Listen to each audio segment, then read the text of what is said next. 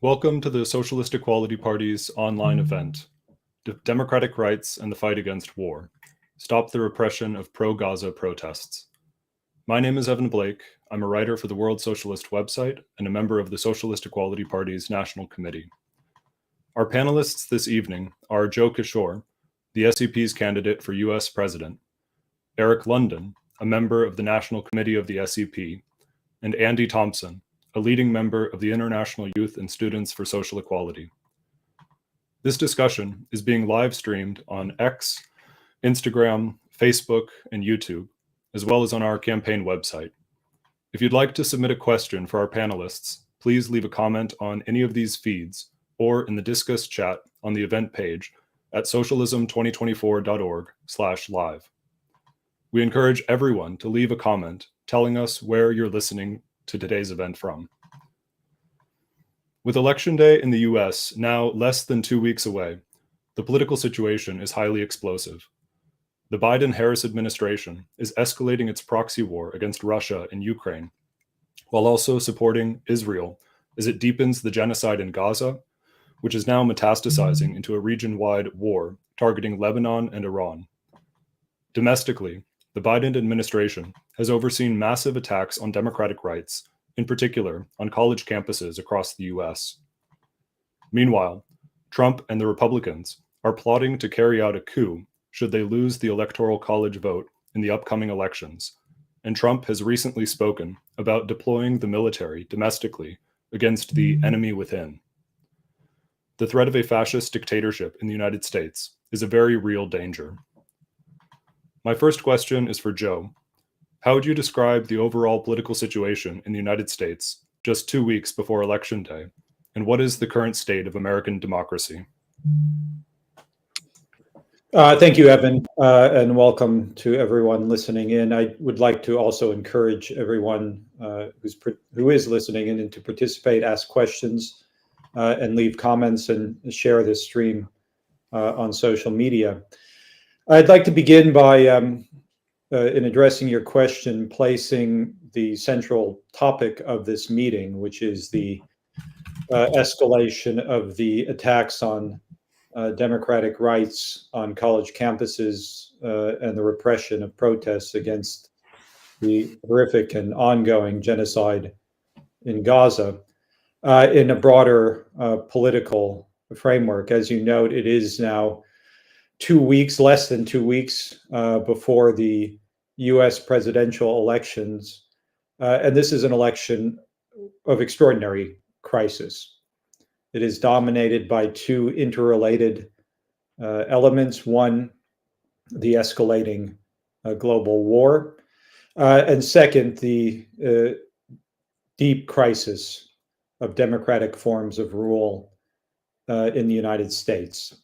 And what is the framework of official politics? You have, on the one hand, Trump and the Republican Party, who are openly plotting to reject the outcome of the election if it does not lead to a Trump victory, utilizing their control over states, state governments, local police force, and employing methods of extra-parliamentary violence. Kamala Harris, the vice president and the Democratic Party candidate, issued a statement just this afternoon, which was all of 3 minutes long, in the middle of the day, in which she, referencing earlier remarks by former Trump administration official John Kelly, referred to Trump as a fascist, that he would govern as a dictator, and comparing him to Hitler. The fascistic character of the fascist character of the Trump campaign is something that the Socialist Equality Party has been warning about over an extended period of time. It is now sort of bursting into the open in the final weeks of the election. What was remarkable, there were many elements remarkable about Harris's perfunctory remarks, but one of them, or one of the most critical, is there was no explanation of where this comes from. Trump was presented merely as an individual. She did not actually even refer to the Republican Party or give any indication of the social forces that are behind the extreme crisis of democratic forms of rule in the United States. Trump is not simply an individual. He is the candidate of the Republican Party. And there are significant sections of the ruling class in the United States that are pouring money into his campaign, including the world's wealthiest individual, Elon Musk. That is the Republican campaign. On the other hand, you have the Democratic Party campaign. The orientation of the Democratic Party is, in fact, to the right, to the Republican Party. Harris has been campaigning in recent days with Liz Cheney, the daughter of Dick Cheney, the former vice president, architect of the Iraq War, torture, Guantanamo Bay. And that is their orientation. At the same time, making clear that their economic policy will be even further to the right than the Biden administration. This is the character of the Democratic Party. Indeed, now almost 4 years since the January 6th coup, as we are on the verge of another attempted coup in this election, it's worth recalling that the response of the Biden administration, Biden himself, was to declare the necessity for a strong Republican Party. Why? Because the basic policy focus center of the Democratic Party, the Biden administration, and now the Harris campaign and any future Harris administration is the escalation of war. That is their priority. The Democratic Party is a party of Wall Street, of the military intelligence agencies. It's responsible for the genocide in Gaza, which is now escalating, new crimes every day, the escalating US-NATO war against Russia, the regional war in the Middle East, the preparations for confrontation with China. That is the priority of the Democratic Party. And it is impossible to defend democratic rights through the framework and to oppose fascism through the framework of this reactionary party. We will be reviewing in this meeting the experience of the past year of the protests against the genocide in Gaza, including the offensive, the repression, mass arrests, threats of expulsion from university of students, of even deportation, carried out with the support of the entire political establishment, which has promoted the slander of anti-Semitism to justify escalating attacks on free speech, the deployment of police onto college campuses with the connivance and participation of university administrators, and with deep ties to both the Democratic Party and the Republican Party. This has been overseen by the Biden-Harris administration.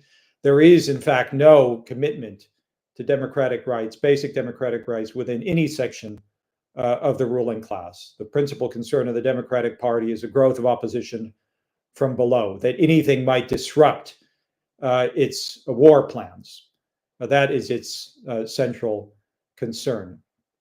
So the question of the defense of democratic rights, and this is very much connected to the whole experience of the protests against the genocide, that the defense of democratic rights has to be connected to opposition to imperialism, and that has to be developed as a movement against the whole corporate financial oligarchy, the massive levels of social inequality, which are incompatible with democratic forms of rule.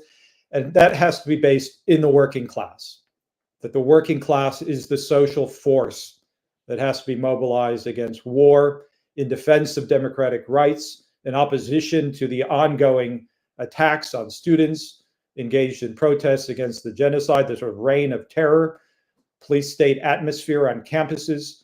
The social force that has to be mobilized is the working class on the basis of its own political program, in opposition to the whole framework of bourgeois politics and in opposition to the capitalist system in the US and internationally. And that is what we are fighting to do.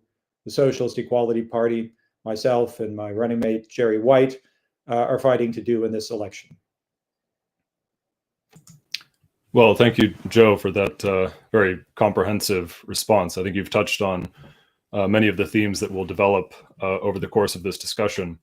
My next question is for Eric.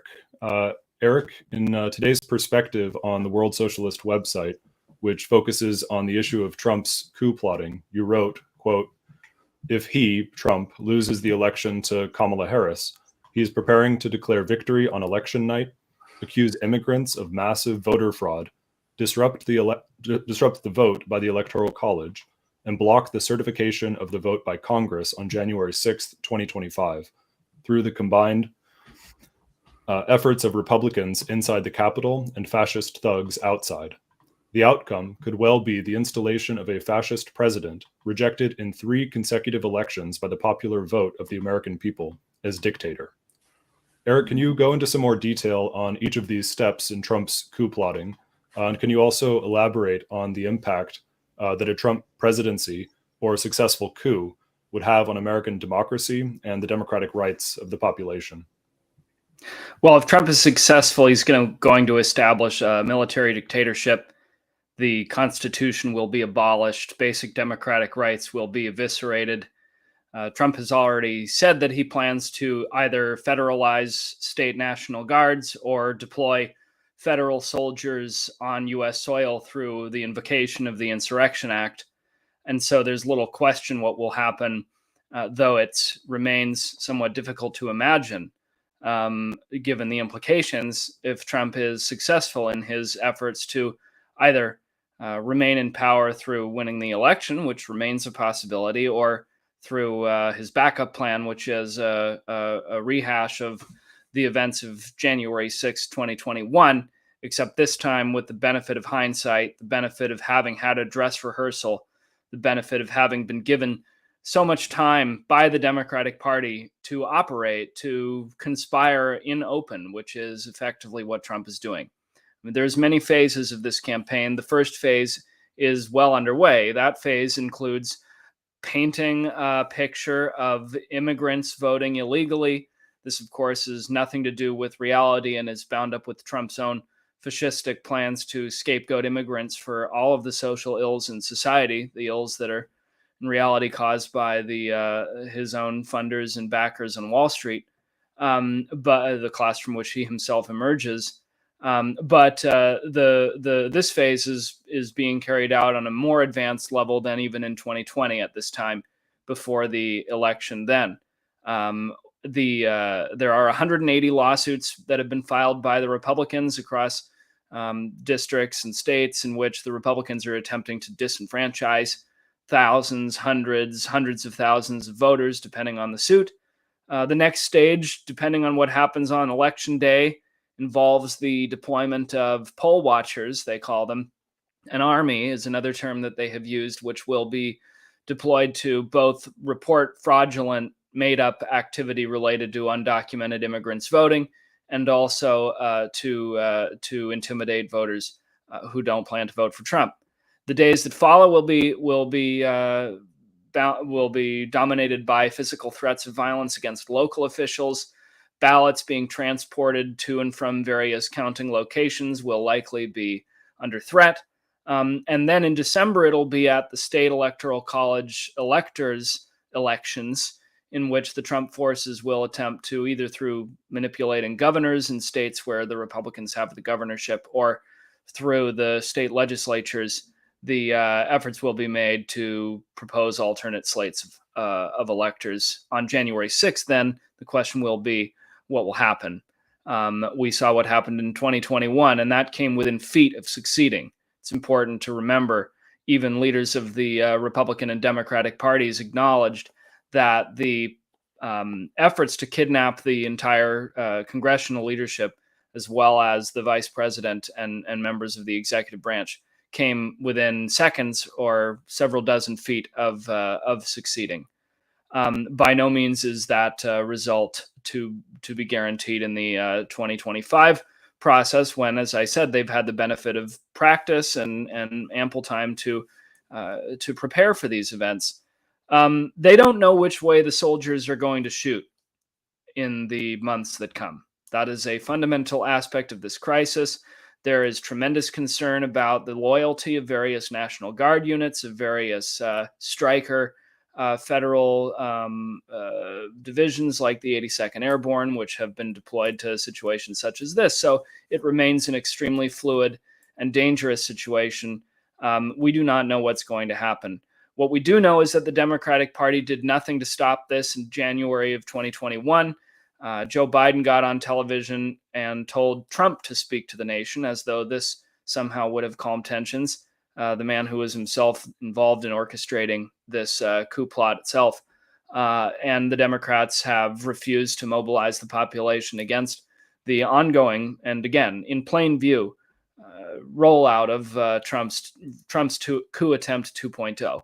So it's an extremely dangerous situation. Trump has made clear what he plans on doing if it succeeds.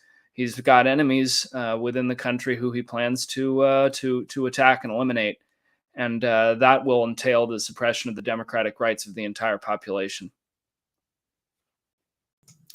Thank you, Eric, for that comprehensive response. I just have a quick follow-up question. I was wondering if you could speak on any historical precedent for the events which took place on January 6th, 2021, or their potential repetition on January 6th of this coming year. Yeah, well, the last significant attempt by the forces of political reaction to overthrow a presidential election through violence, setting aside 2000, which has some differences, was 1860 and 61. And when it failed, the South rebelled and against the Constitution and triggered a civil war. But I think importantly for our purposes, from the standpoint of socialists, it also sparked the development of a mass movement that transformed the war from a war that initially was merely for the maintenance of the Union into a total war for the suppression of slavery and the abolition of chattel property ownership of man by man. It's worth comparing somewhat briefly the situation now to the aftermath of the election of Abraham Lincoln. Lincoln, keep in mind, won 182 votes when the requirement was 150, and he only won 39.7% of the popular vote. Now, he wasn't on the ballot in many southern states, but nevertheless, it was not a totally conclusive outcome. A far-right conspiracy taking advantage of this then began to develop, and it existed not only in the South, but also within many of the institutions of the American government, most importantly, the military, a substantial portion of which broke with the Union, went with the rebellion, and commanded its armed forces over the following 4 years of war. Now, in the interim period between November 1860, when Lincoln was elected, and March 1861, when he was inaugurated, the outgoing Democratic administration has a lot in common with the Biden-Harris administration. James Buchanan was the president. He was a pro-slavery Northerner from Pennsylvania. He did basically everything in his power. His cabinet was openly conspiring with the secessionists. They were transferring weapons and equipment from northern bases to southern bases in anticipation of military conflict. But there is a significant difference between then and now. Then, the bourgeoisie was in its period of its revolutionary rise, and it was led by a figure, Abraham Lincoln, who made a public appeal, who warned the population that only they could save democracy. And in the weeks before the inauguration, he called the people into action and refused private appeals by wealthy power brokers for him to moderate his positions on slavery, to calm the markets and cool tensions.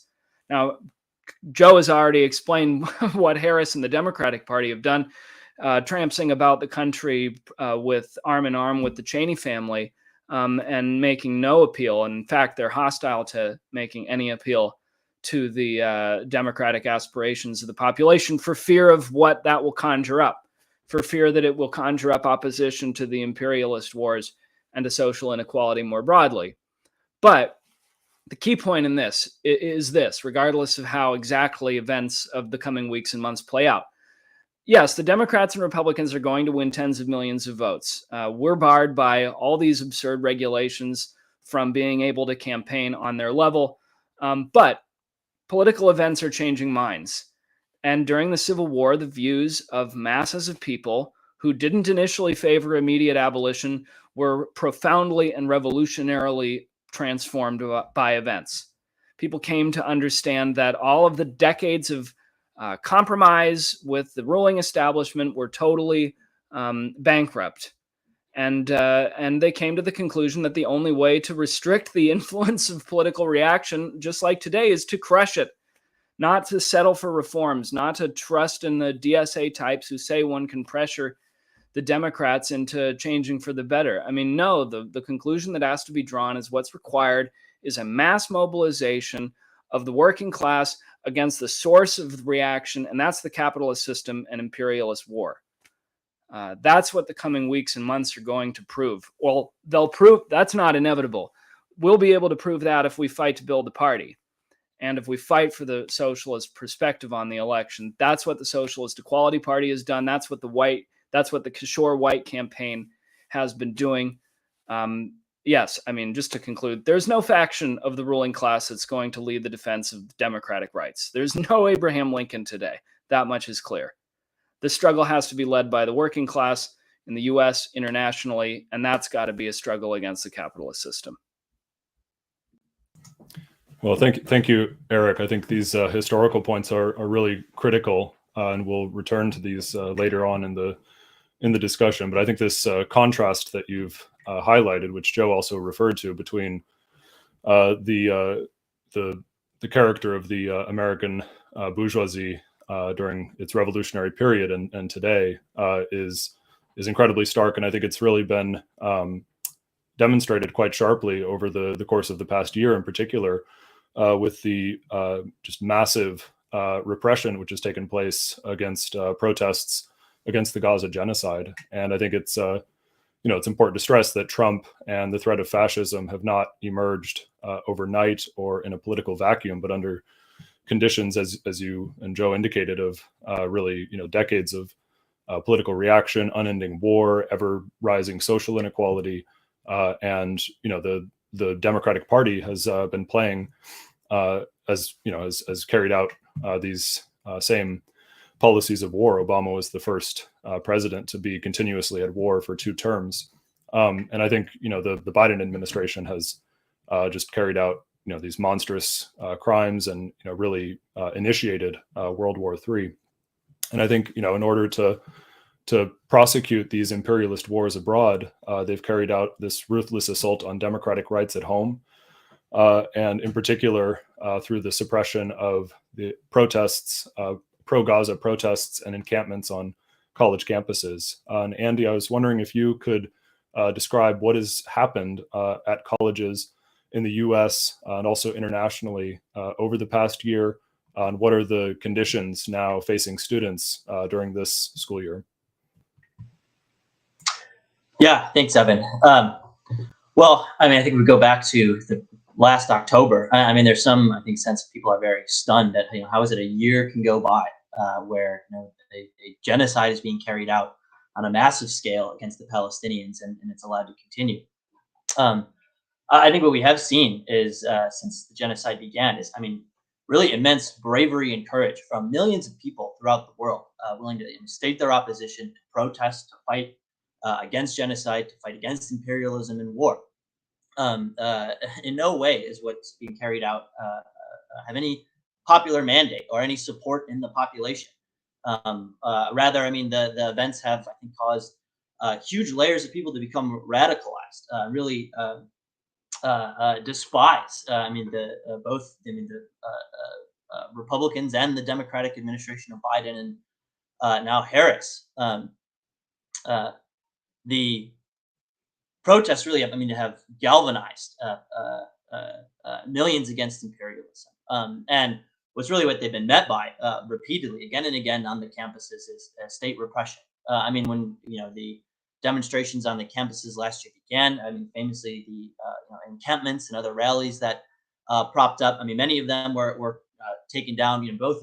Some faced attacks and assaults, like in California, from Proud Boys and fascist groups. But then, after they essentially weren't able to threaten or intimidate students to leave, they sent in the police, to tear down the encampments, arrest students.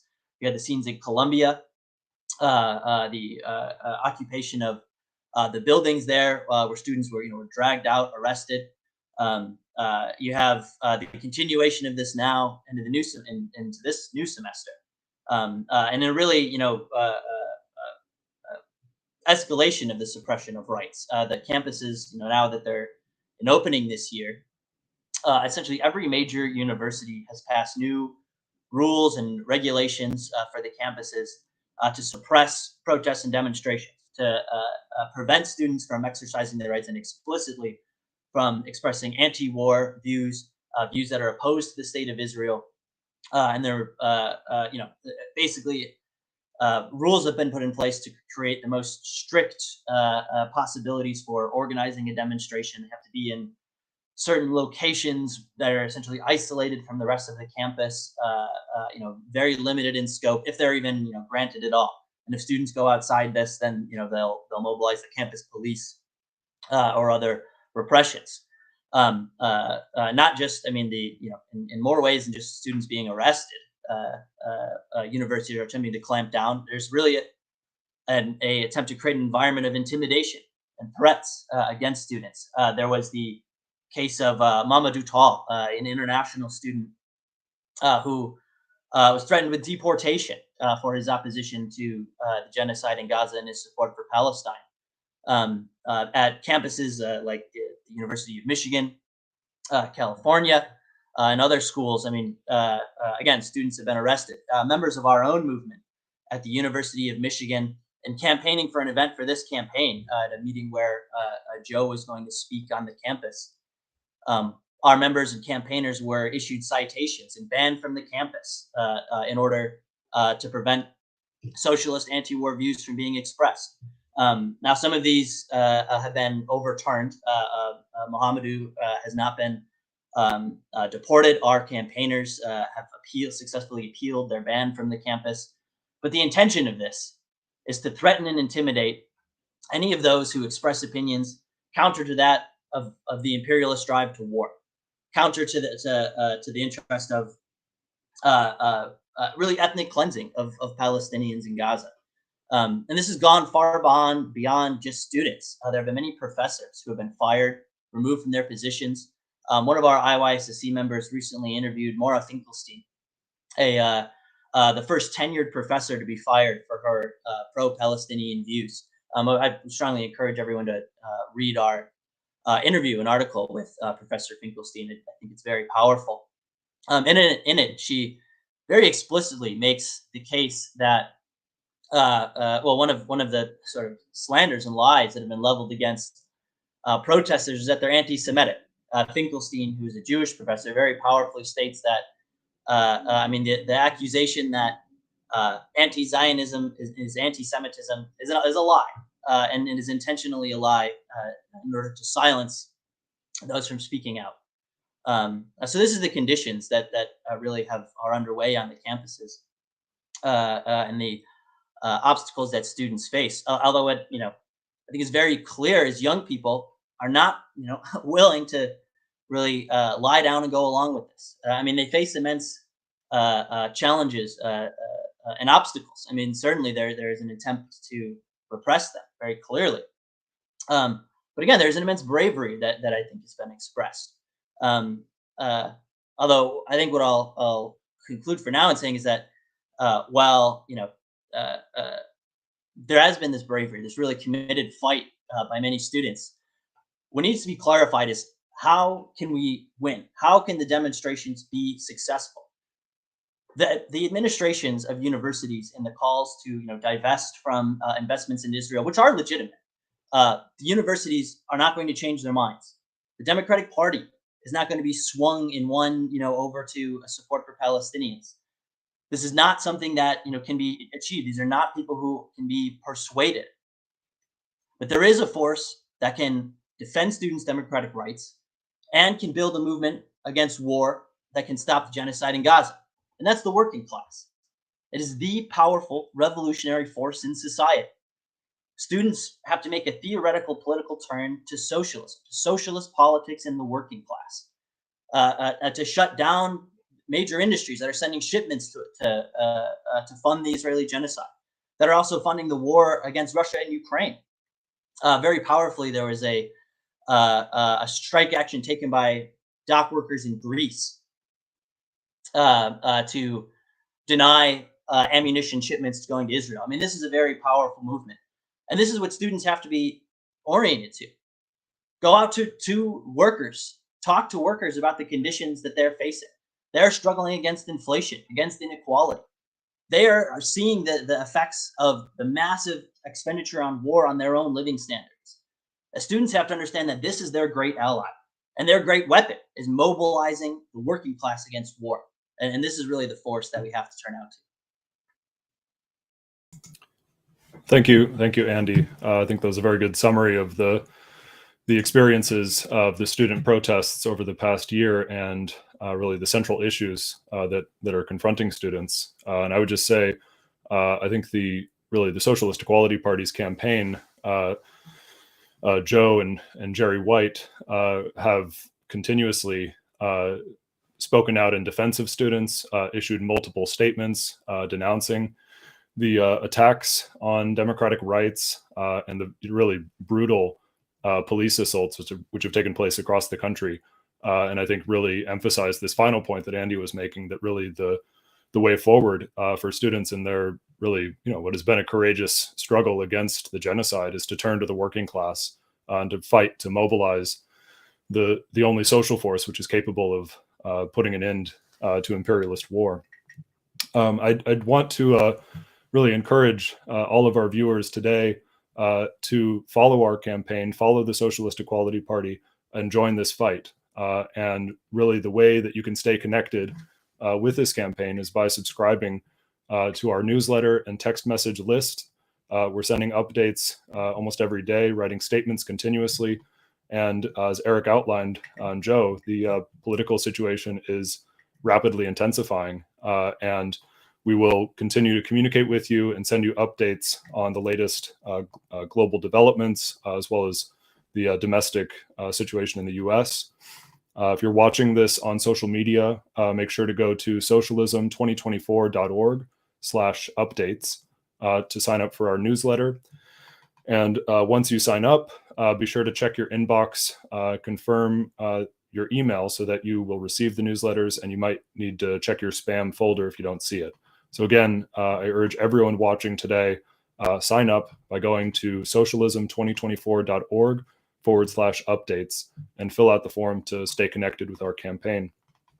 I see that our audience has been growing steadily throughout the event tonight. If you're just joining us now, we're here with Socialist Equality Party US presidential candidate Joseph Kishore, as well as World Socialist website writers Eric London and Andy Thompson.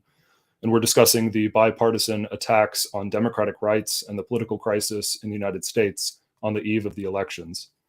My next question is for Joe, and I think really continuing off of the response that Andy just gave, I was wondering if you could elaborate a bit more on the role of the Biden-Harris administration in suppressing democratic rights, and specifically how are the foreign policy aims of U.S. imperialism and the Biden administration connected to these attacks on democratic rights?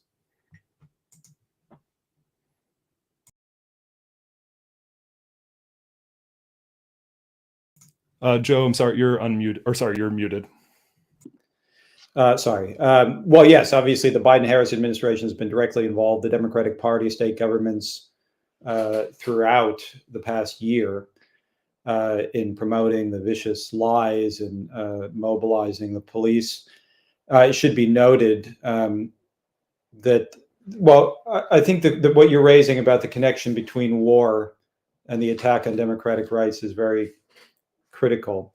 There's an article that appears in the latest issue of Foreign Affairs, which is under that overall headline, "The World of War."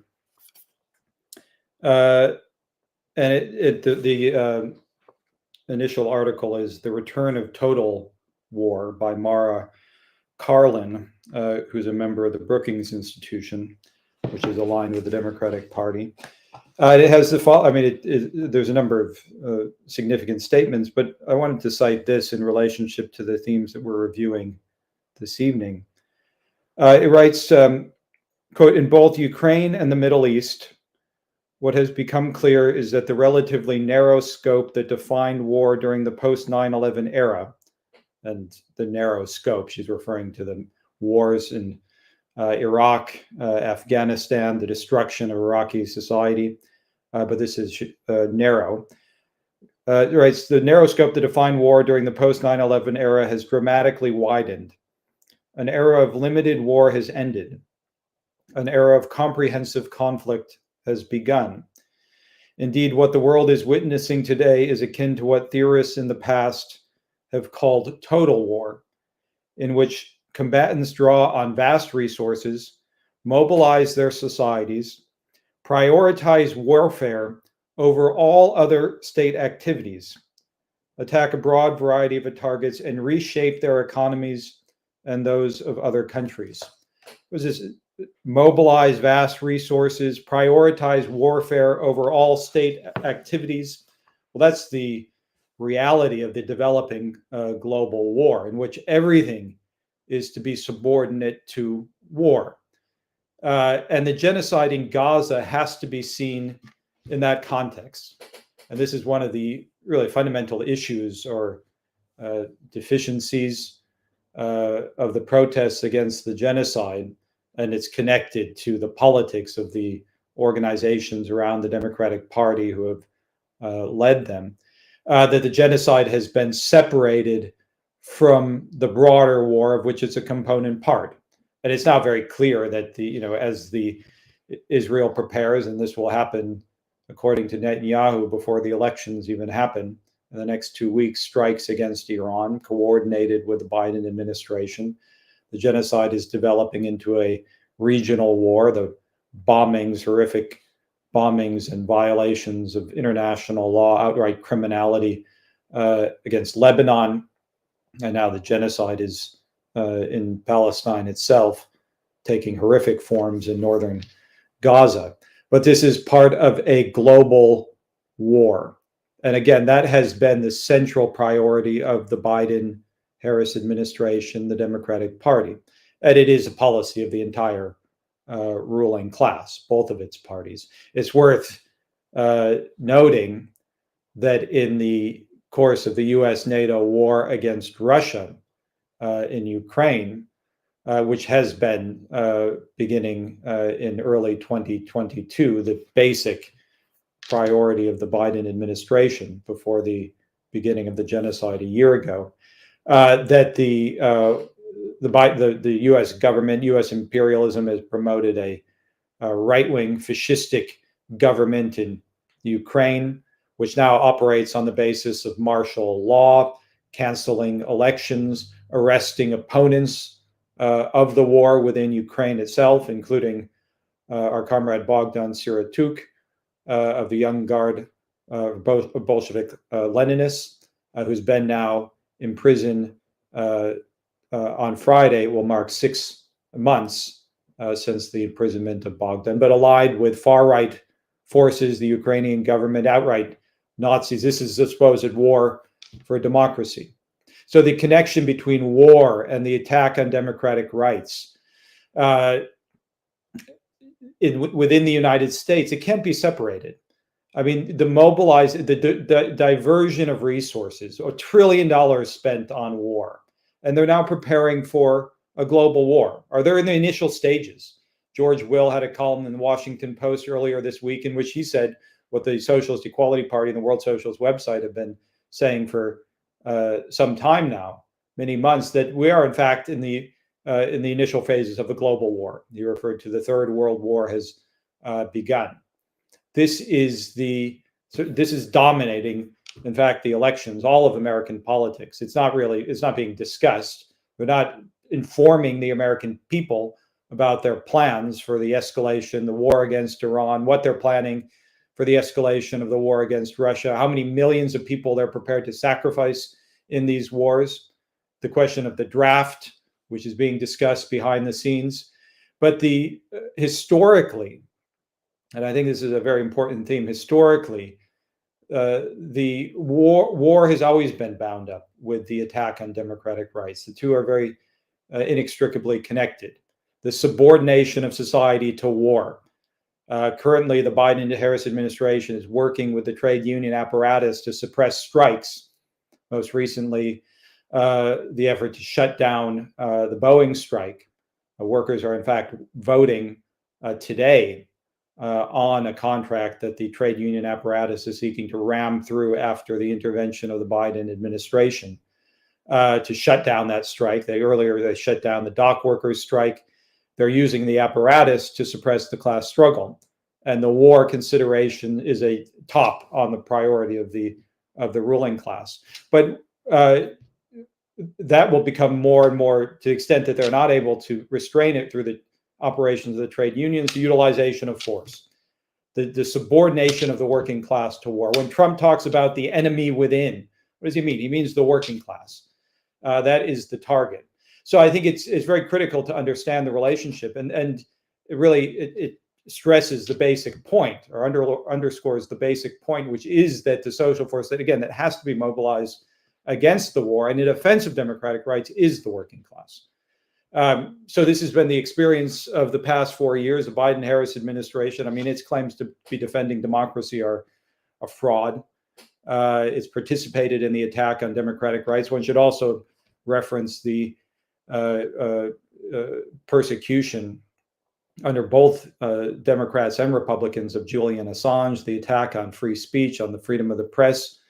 This is an extended process of the decay of democratic rights, the attack on democratic rights by the ruling class, and it has to be opposed, again, through the development of a movement in the working class. Thank you, Joe. Our next question comes from an audience member named Shane, who asks, do any on the panel see a connection between the U.S. ruling class's continued tolerance of a potential Trump regime and the evident decline of U.S. economic hegemony and global geopolitical influence, coupled with rising working class discontent? Eric, would you like to answer that question? Really begin with the broader transformation of social relations over the course of the last several decades. 2008 was the first time that a majority of the world's population has lived in an urban area. The world's population crossed the 8 billion mark last year or the year before.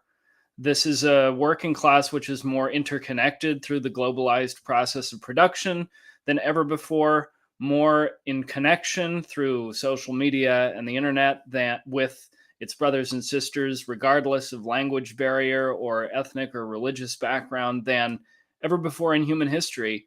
And at the same time, in every country, you see a general breakdown of the stranglehold of the traditional bourgeois parties, whether it's in France or England or in the United States or Germany or Italy, Spain, the list goes on and on.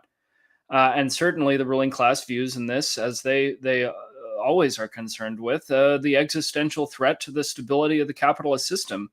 You combine this with immense economic crisis, the growth of global debt, and this produces, on the one hand, the escalation of the wars, the risk of nuclear conflagration, the genocide in Gaza, and on the other hand, the other objective side of this is the development of opposition in the working class. Now, that has to be given politically conscious, directed expression.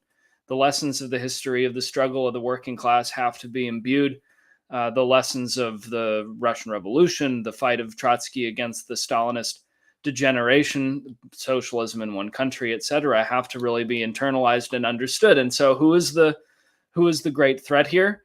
Well, in Ukraine, the fascist-backed government of Zelensky has banned the World Socialist website in the context of mass desertions from its armed forces. It views the existence of Comrade Bogdan Sorotyuk and the young guard of Bolshevist Leninists as an existential threat to the continuation of the war against Russia. And no doubt that is being conducted in alliance and probably on instructions of Washington and London and Paris and Germany and Berlin. In Germany, the state security agency, the Verfassungsschutz, has placed the Socialist Equality Party on its monitoring lists for several years now. And in the United States, I think there are other indications that this is happening through the censorship of search engine results for the World Socialist website. In fact, the most recent example was that 4 members of our party were recently banned from distributing World Socialist website leaflets on the University of Michigan campus as a result of the administration and police's efforts to keep us off campus just weeks before the election. Now that was overturned. We fought that, we overturned it, and our comrades can now continue to exercise their First Amendment rights. But yes, to answer the question, I mean, in these conditions, the ruling class is aware that it does not have support in the working class for the war against Russia, for the Gaza genocide. It believes it can carry out these policies based simply on either the direct support or the cowardly complacency of the affluent sections of the middle class.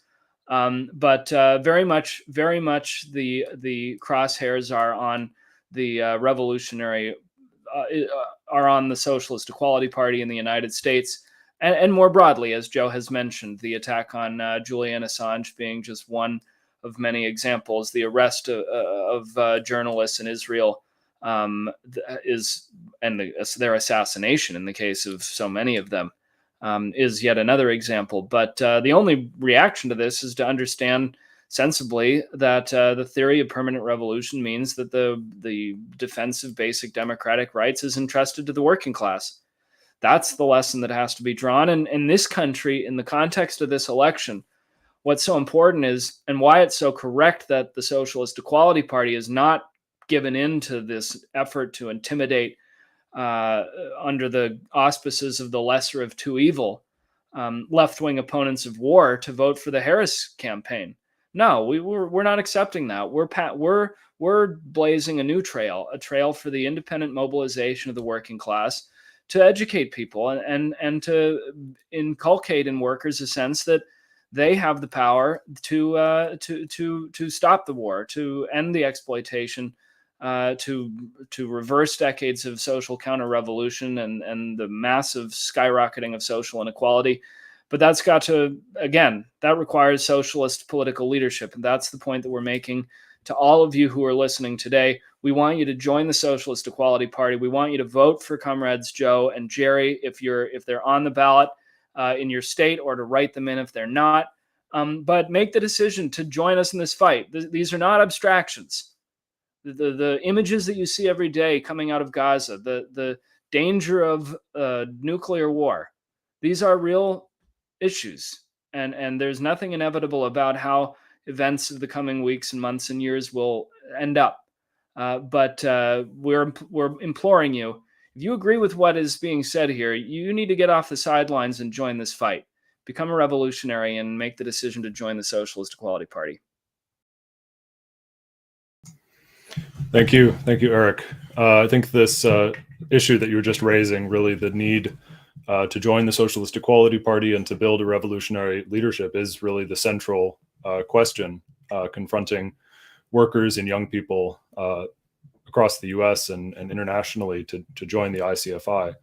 And I think it is a good segue to my next question for Andy, which is about the political leadership of the protests which have taken place. As comrades have raised throughout this discussion, there's been no shortage of mass struggles, mass opposition, and hundreds of protests throughout the world. And yet, the genocide continues, and this war is expanding across the Middle East. So, Andy, I was wondering if politically, if you could characterize the groups which have led the protests in the U.S. on campuses, and also, what needs to change for students to have a real impact in the fight against war. Yeah, I think this is a really essential question. And I think it's a question that a lot of people who have come out and demonstrated against the genocide in Gaza are asking. A year later, why has nothing changed? A year later, why has the war expanded? Again, as I was making the point earlier, the vast majority are opposed to these wars, to this situation, and have made that very clear, that they do not accept the genocide in Gaza, that they are opposed to the arming of the state of Israel, and that they're willing to fight against it. So then why has it continued and has it expanded?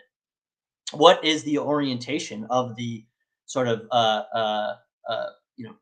the leaders of these groups. I mean, as it stands now, the vast, the groups, sort of the different organizations of kind of Arab bourgeois nationalist groups, of very middle class protest activist kind of orientated groups.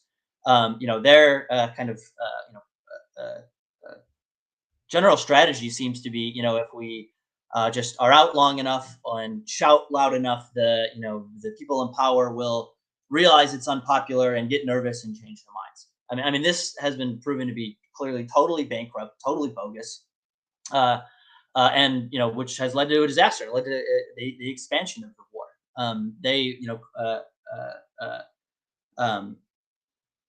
To put it simply, the leadership so far has been oriented to the Democratic Party, to the belief that there is some faction or within the party that can be galvanized into changing their position or mind.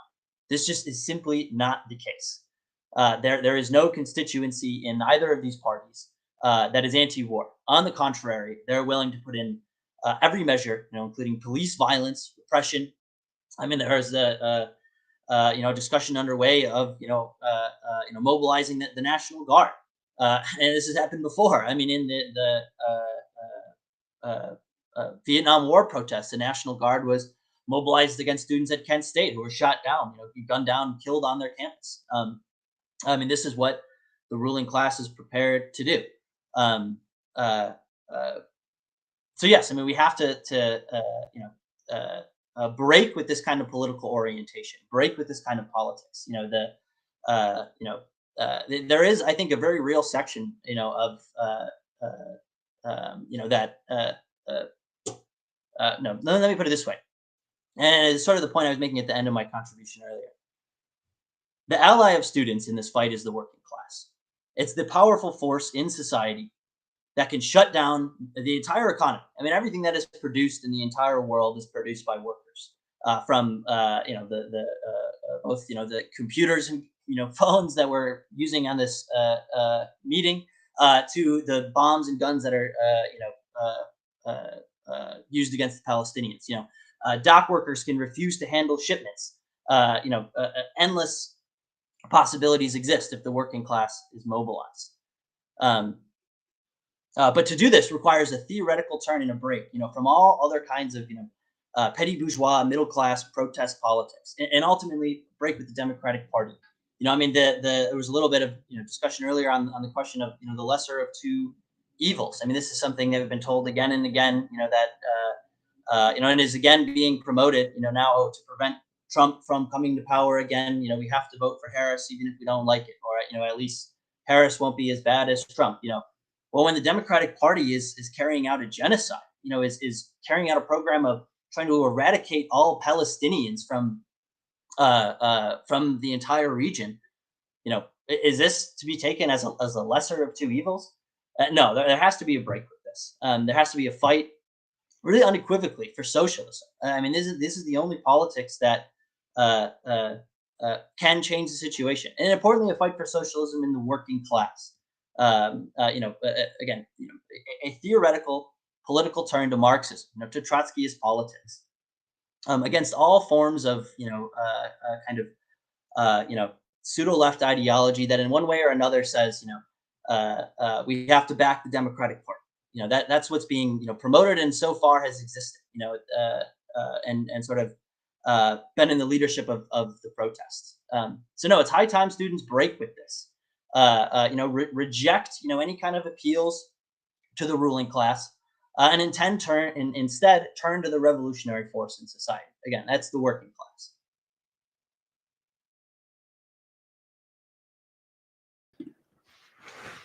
If I could actually just speak, I think those points are very important. I just wanted to address this issue of lesser of evilism, which obviously is, again, a major sort of conception promoted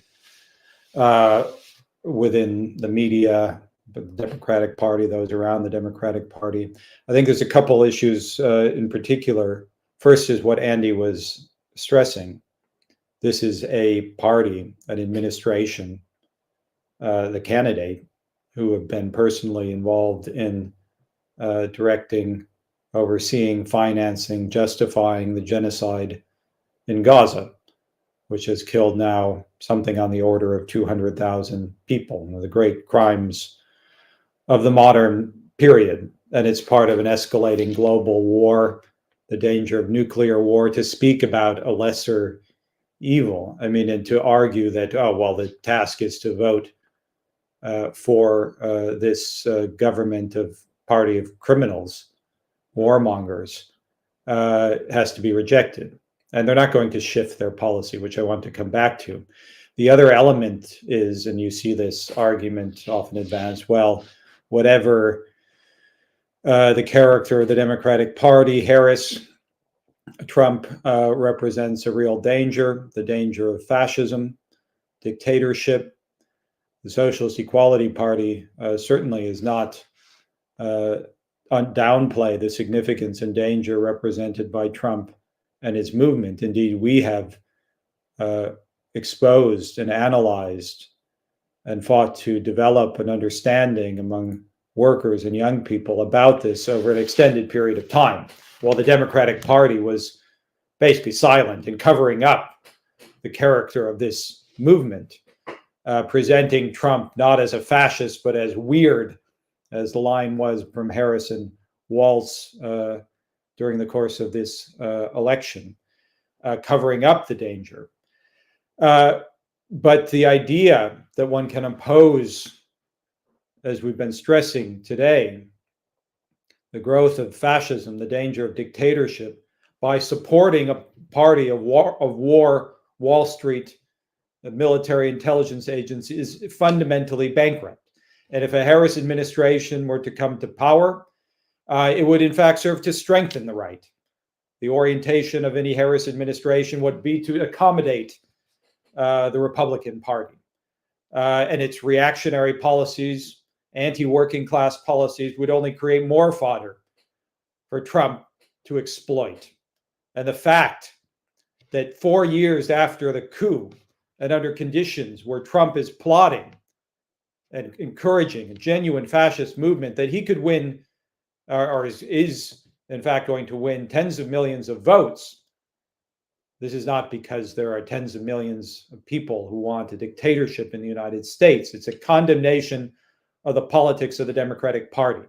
And unless there is a break with this whole framework, it is impossible to fight the fascist right. It is impossible to defend democratic rights. And I think this is really critical. We have to utilize the election period, the next 2 weeks, and the period after to fight for such a movement in the working class, to clarify these political issues. And that's the basis upon which we will develop a real movement against war and to defend democratic rights and oppose fascism.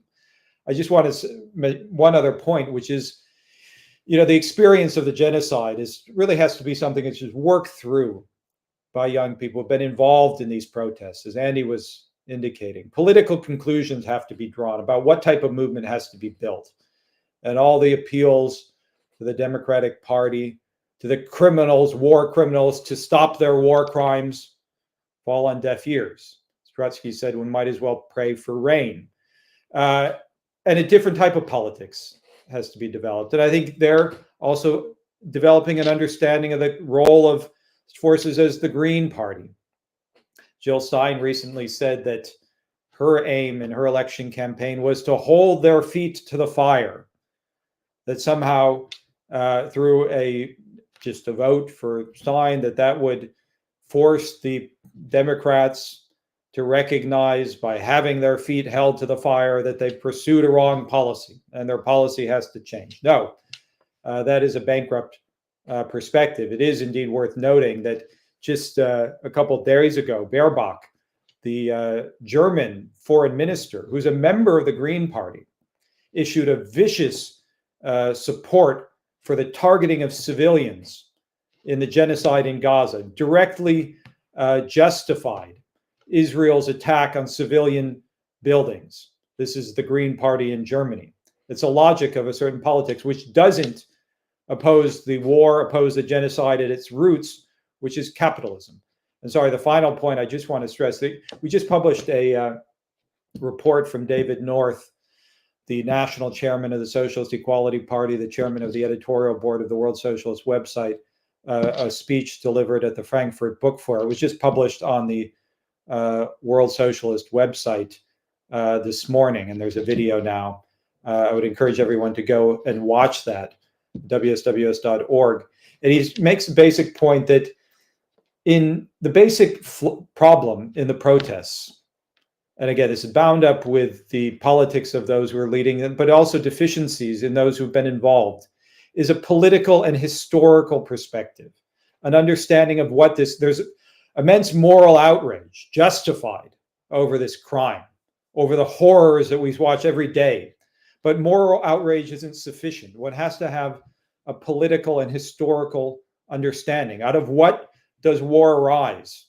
The basic contradictions of capitalism, between world economy and the nation state system, between social production and private ownership, that this is the root of imperialist war, that the analysis made of the great Marxists, Lenin, Trotsky, of the First World War, of the Second World War, are now re-emerging or have immense relevance for an understanding of what's happening today. And therefore it's necessary, having gone through this experience and seeing the disaster which capitalism is producing, to really make a study of history, of politics, to make a deeper analysis, an understanding of the sources of the problems that we confront, the genocide, global war, and one might add the ongoing pandemic, climate change, the breakdown of democracy, rise of fascism. Trotsky referred to the short-circuiting of democracy under the contradictions, global contradictions and domestic contradictions. Well, we're seeing that play out. But the development of that deeper understanding, of a theoretical perspective, not just outrage, because outrage is not sufficient, but an understanding. And from that understanding of the roots of the war, of the roots of the genocide, of the roots of fascism, comes an understanding of the necessity of building a socialist movement in the working class, that there is no other way, that is the way, that's the form through which a fight has to be waged. And it's not, it's not a question of we have endless time. The situation is extremely dangerous. We confront really grave dangers. The working class confronts grave dangers. World war, fascism. This is the reality.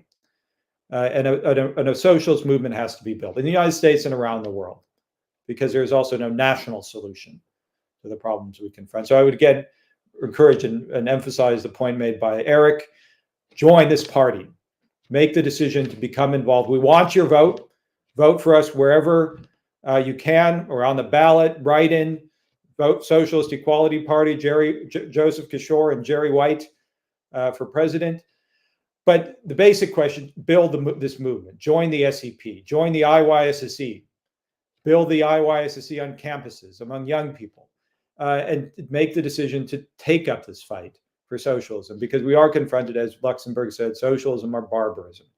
That's the basic choice we have. And we have to decide if there is going to be a future, that we have to fight for that future through the fight for socialism.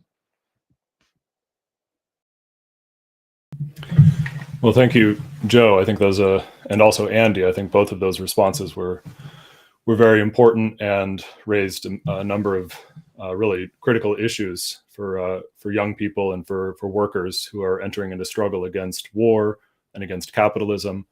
And I think this really the central point on the need to study history, to study politics, the works of classical Marxism is really fundamental. That really only through the development of a mass socialist movement can we put an end to the horrors that we're seeing unfold every day, and the danger of world war, fascism. Before we conclude, I do want to make a couple appeals to everyone watching today. I think this event, as well as the previous online meetings we've been holding over the past month, and the entire experience of this past year and the campaign that the SEP has been waging has really made abundantly clear that this is the only political party which represents the interests of the working class and has a perspective to put an end to war. And so I'd really strongly urge everyone watching today to dig deep and to donate as much as possible to support this campaign. Unlike the bourgeois campaigns of Harris and Trump, who are backed by billionaires, as we've written recently on the WSWS, this is an oligarch's election. Our campaign relies entirely on the support of workers and young people like yourselves. So again, please donate as much as you can. Go to socialism2024.org/donate. And really every contribution helps. It helps expand our reach and to build what Joe was just outlining, a powerful socialist movement in the working class. So again, please go to socialism2024.org/donate and support this campaign. And as Joe said, and Eric, we are on the ballot here in Michigan, as well as in Washington State and in New Jersey. And we are pursuing, or we have ballot write-in status or pursuing write-in status in over a dozen states. And we really urge everyone to vote for the SEP, vote for Joe Kishore and Jerry White. You can learn where we are on the ballot or have write-in status by going to socialism2024.org/vote. So I think the themes that Joe was just delving into are really critical. And I just, as maybe a final question for Joe again, I was wondering if, and Eric referenced this earlier, but really the contemporary relevance of Leon Trotsky's theory of permanent revolution.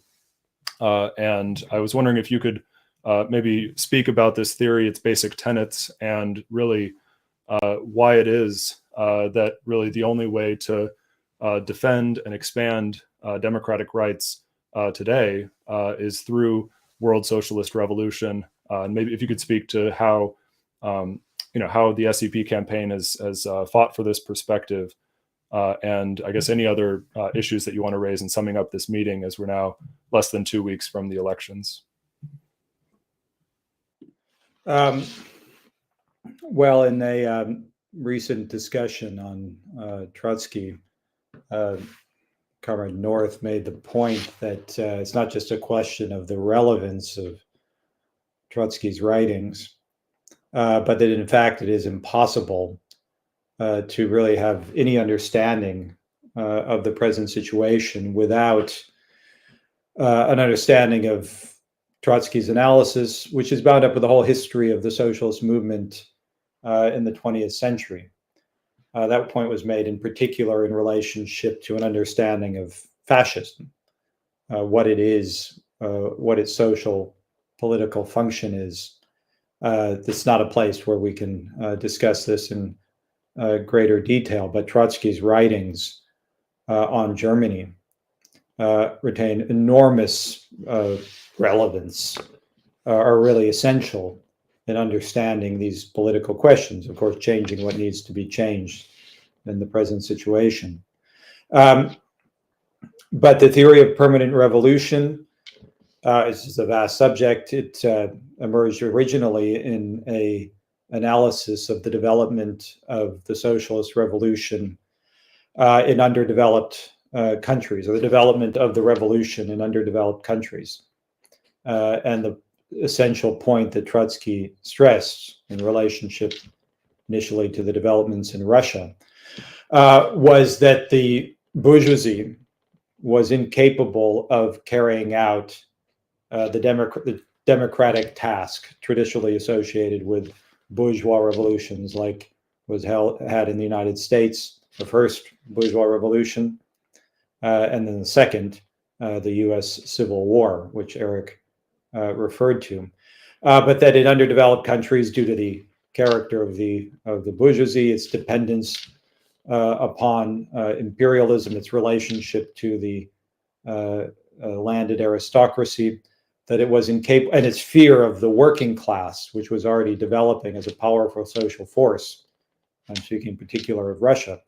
that the bourgeoisie was incapable of carrying out the democratic tasks, and that the democratic task, the realization of the democratic tasks, fell to the working class.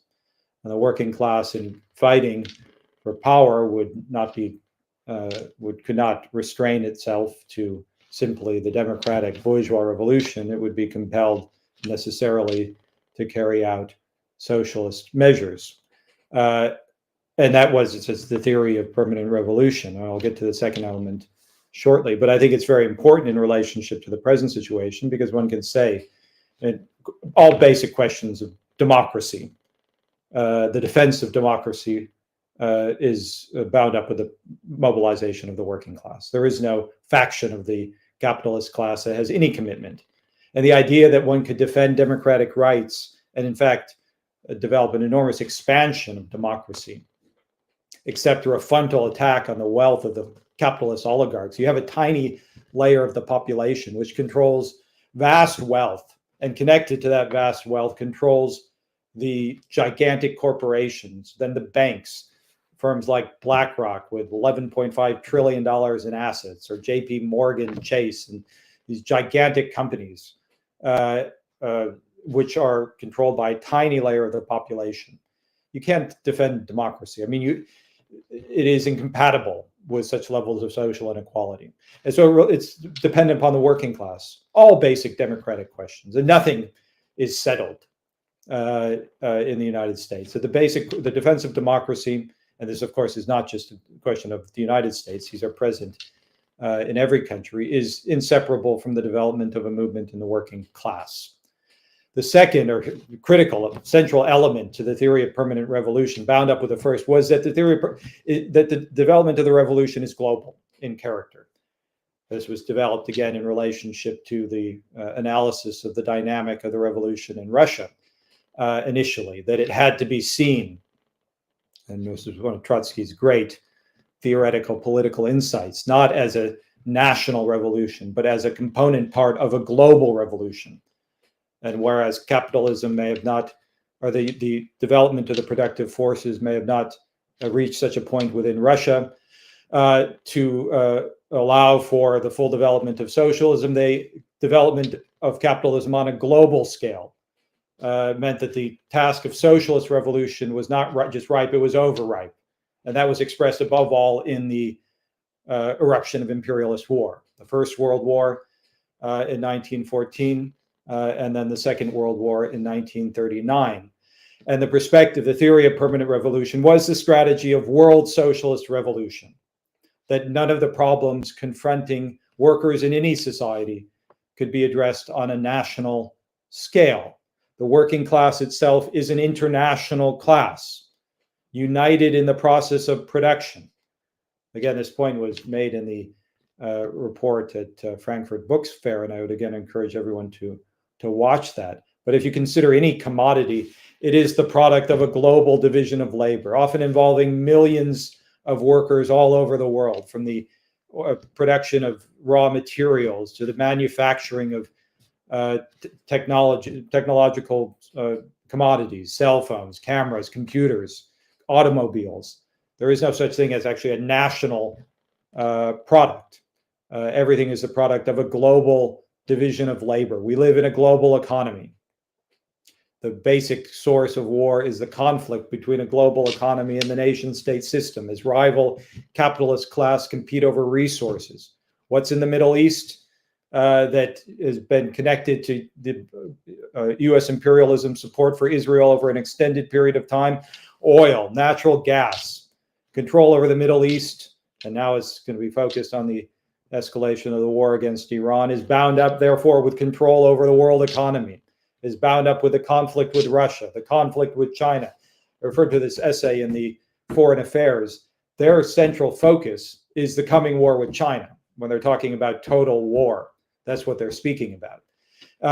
So it's rooted in these global processes. But to get back to the point, the working class itself is an international class. And we live in a global economy. And the problems we confront are global, and the solutions are global. There is no national solution.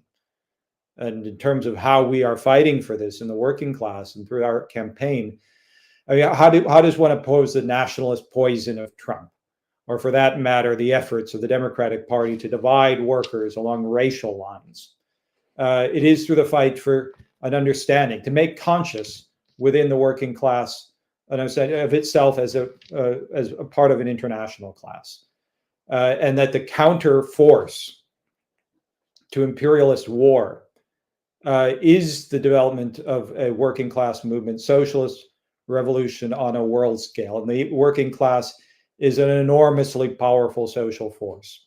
It produces everything. All value is produced by the working class. But for that social, that objective power to be realized requires international unification, development of organizations of struggle to break from the restraints of the trade union apparatus, which smothers the class struggle at every turn, and above all, the development of a political consciousness within the working class, a socialist consciousness. And that requires an understanding of history and the lessons of history and assimilation of the history of the Trotskyist movement, Trotsky's own writings, and the subsequent development of the Trotskyist movement throughout the 20th century. The International Committee of the Fourth International, which is the leadership, the World Party of Socialist Revolution, the Trotskyist movement.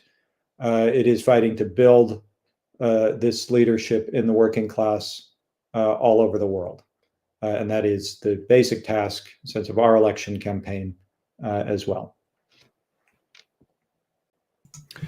Well, thank you, Joe. I think that was a very powerful conclusion to this meeting and an elaboration of Trotsky's theory of permanent revolution. And I think really that response and this entire discussion and really the entire campaign of the Socialist Equality Party has really made clear that this is the only party which represents the continuity of Trotskyism and Marxism today. And again, I would just urge everyone watching this event to make the decision to join the Socialist Equality Party and to take up the fight for socialism. The coming weeks and months will be, as outlined at this meeting, will be incredibly explosive. There are innumerable political shocks on the horizon, and what is required is the development of a perspective rooted in history and aimed at conquering world socialist revolution. And I think really, this is the clarification of these issues is central, and the only way to do that, to really become clear on these issues, is through joining the Socialist Equality Party, rooting yourself in history, taking up an intense study of history. So just to conclude, I do want to thank all of our panelists for this critical discussion. And I want to announce that we'll be holding a final election campaign event just before the elections. We'll be announcing the exact date and time shortly.